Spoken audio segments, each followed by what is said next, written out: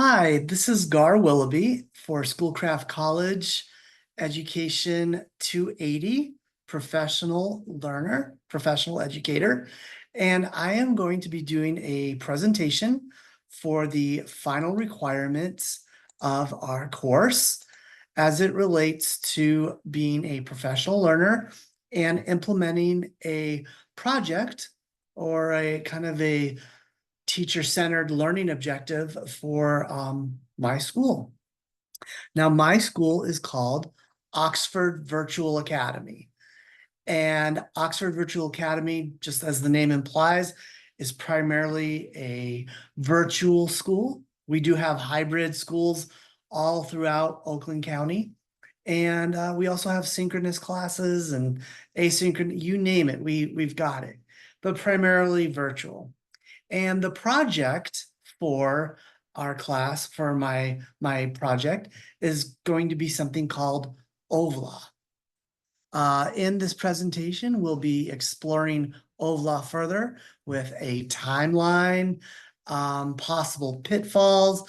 We'll be looking at terminology and words and phrases that we might use, and then we'll do a wrap up. And if you're able to help, maybe you can provide some input about what you think could be good for this project. So one thing, let me ask you, when was the last time you as an educator received a thank you card from one of your students? If you're fortunate, it was possibly in June. Thanks for a great year. But for the most part, it could be a changing of the guard where people just send emails. But being a young professional is being viewed as kind of a lost art.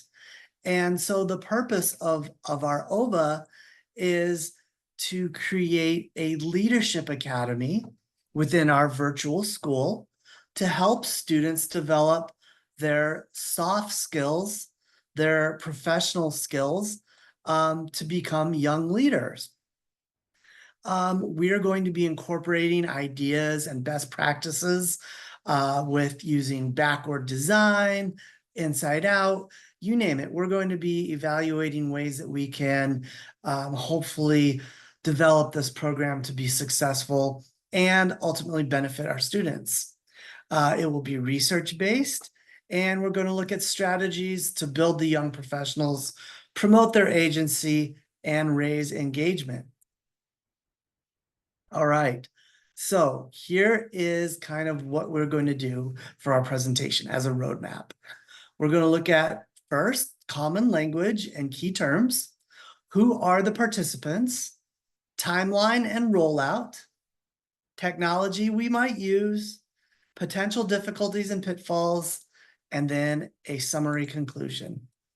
All right, first, some of the common language or key terms. A lot of these can be interchangeable. If you would, you could go participants, could be stakeholders, leaders could be participants, and so forth. But for our purposes, leaders are kind of the creators of this project.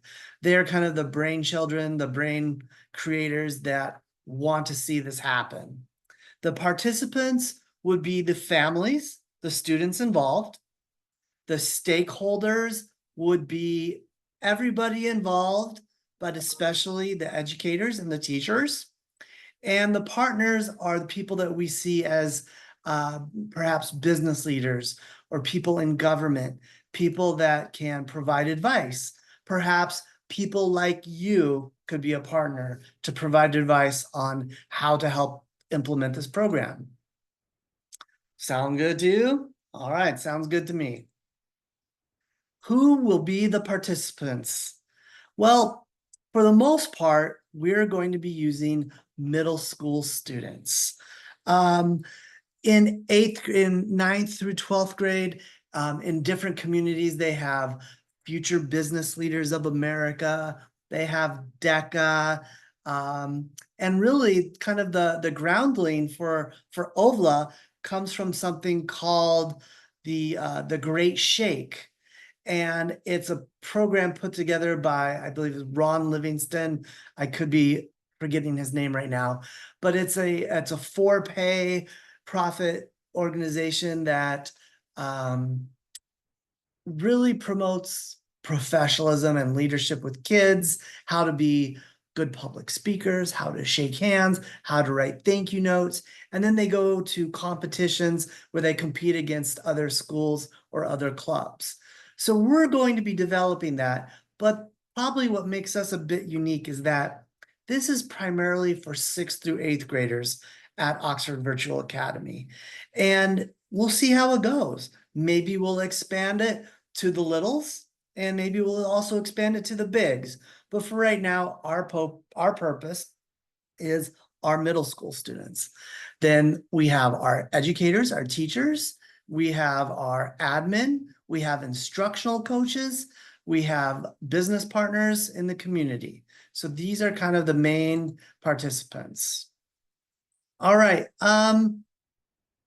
The timeline, as we look through our timeline here, you'll start to get a better grasp of what OVLA is.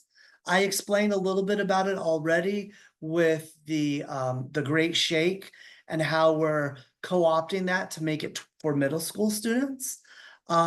There is a gambit of things that people can participate in, the students can participate in, such as how to have a firm handshake, thank you notes, public speaking, resume writing, cover letters, and so forth. We're basically helping shape young business leaders, civic leaders for tomorrow, but we're doing it from the ground floor. All right, in August, this would be something where OVLA creators send out an inquiry Google form to families, and we would ask them if this would be something that they're interested in.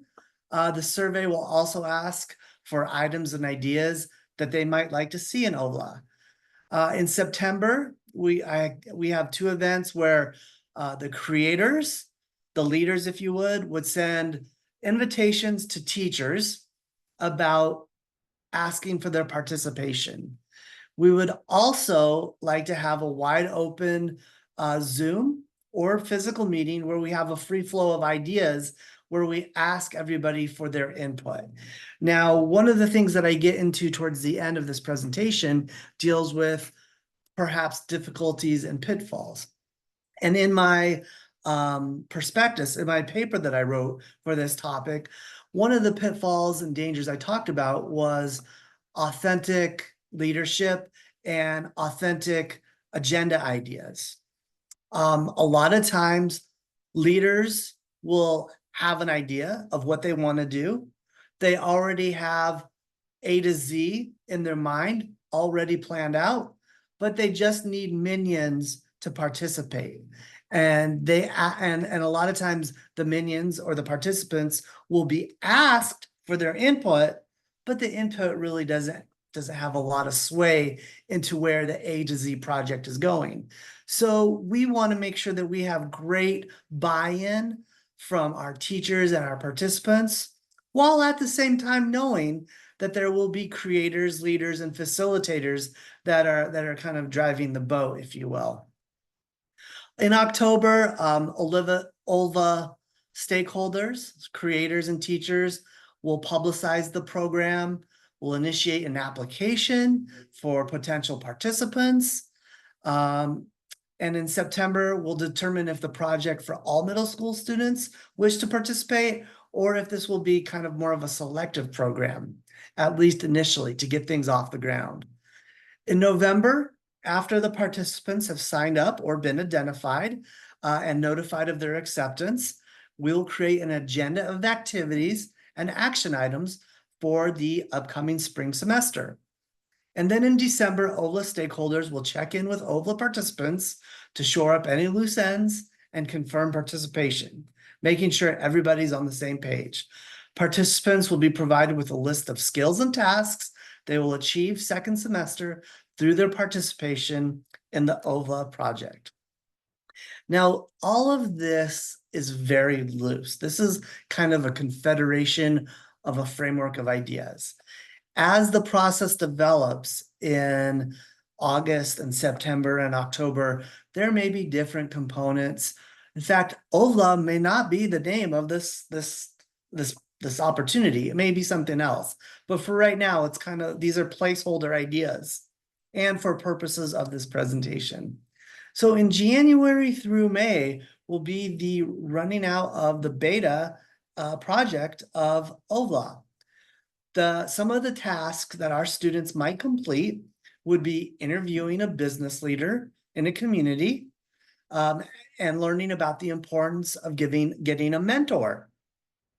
With a template provided, a resume will be presented so that students can fill this in. And they have these are middle school students, but maybe they might want to get a job in 7th or 8th grade and they could use this. But if anything, it is a foundation for their future.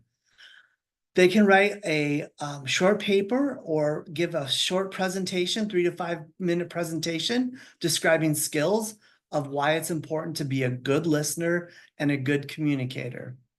We would want to teach them how to make a short Zoom screencastify video that explains to the audience the importance of firm and confident handshakes, thank you cards, inquiry techniques, dressing professionally, leaving professional voicemails, and the steps necessary to becoming a confident public speaker.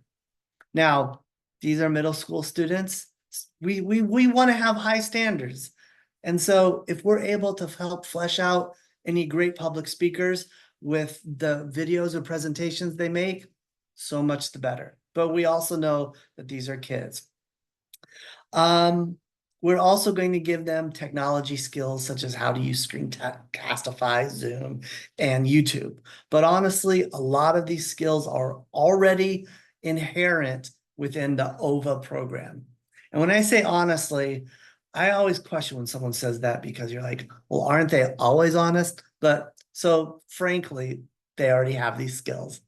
And then finally, we'll create a fictitious but fun business, like a mock business, and students will make an audio recording about the reasoning behind the business and steps necessary to make the business successful. Sound good? What do you think? What are your thoughts? I don't know. What do you think? All right. Here are some of the technology resources that we will be using. There's the Amazing Shake website. Now, we can also look at FBLA models, DECA models. There are a whole host of models that we could look at. For our purposes, we might start small with the Amazing Shake. Again, a lot of things that I'm bringing up here are already inherent within OVA, but students would be using Google surveys and forms and Excel sheets. We would be using Zoom, and we would be using Screencastify. I'm going to pause this for a second. Okay, I'm back. My kiddo had to come downstairs and ask a question. So these are some of the resources that we would use in technology for our OVLA project. All right, now potential pitfalls. Here are a couple names that I found talking about, here we have Bob Ross, making lemonade into lemons or mistakes into birds. I don't know if you ever had a bunk bed as a child and had any mistakes. I certainly did. So some of the pitfalls, as I discussed earlier, how to get an authentic rollout where we get authentic buy-in from stakeholders. Questions we might have: is this something that would be desired by students and families? We believe so. However, there are a lot of opportunities within OVA already where they can take elective classes, but it's primarily for the high school students. So another reason why this would be a great fit for middle school students. Another question is, what is the carrot, if you will? Is there a carrot or a stick? I don't think that there's going to be much of a stick for this project, but for a carrot, We could perhaps offer a certificate of completion, perhaps a virtual rewards completion show. These are all things that we can flesh out in the future. Perhaps you might have some questions or some potential pitfalls to keep an eye out for building a young professionalism type project. And in conclusion, to wrap it up, right, from Office Space, I think that we have a great thing going, and that with our admin and our teachers and our instructional coaches honing in on this, we will be able to start small and build something very special. As mentioned, OVLA lives in so many places in OVA already. A lot of this is in the secondary level, but we have a lot of professionalism and interaction in the middle school as well. And we're going to try to intertwine OVLA into pieces and further build our student engagement. All right, thanks for watching, and I appreciate your time. Hopefully I didn't run too long.